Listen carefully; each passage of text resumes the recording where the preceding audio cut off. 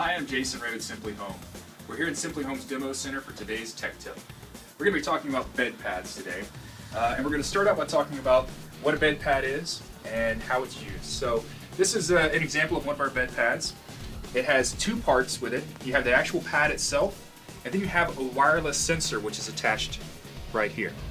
The pad itself is what detects the person in the bed or out of the bed, and the sensor transmits that information wirelessly to the base unit to generate alerts or let people know that someone's in or out of bed.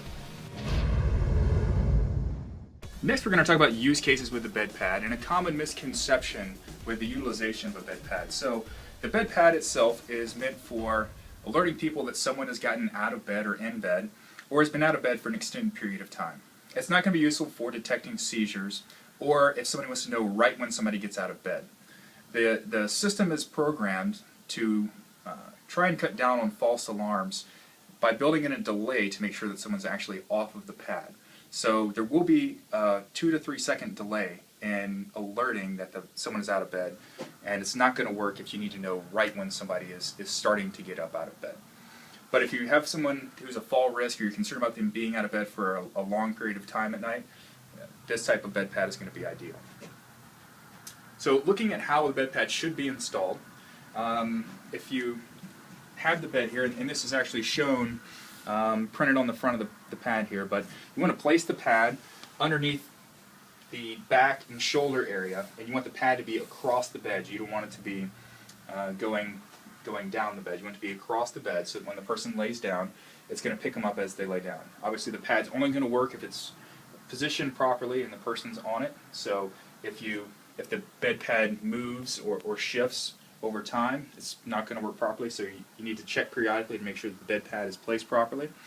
And then the other thing you need to make sure of when you put it in is that it's placed on top of the mattress, underneath the sheets, and also make sure that the sensor itself is properly plugged in. You'll see on the side here there's two white arrows.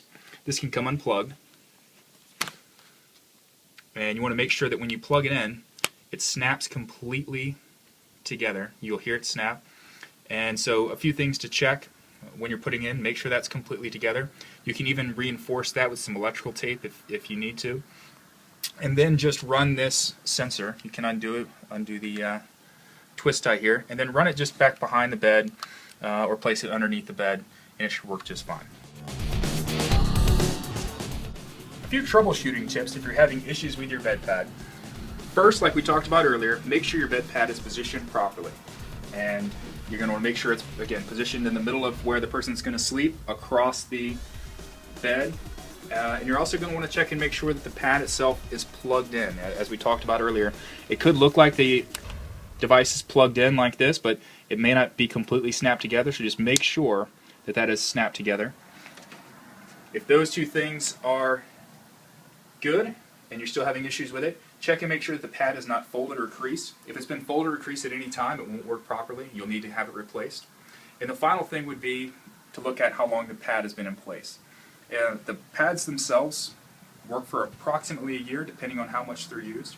So if it's been in place for close to a year or more than a year and you're having issues with it, it's generally the pad itself that needs to be replaced because the foam inside it's broken down.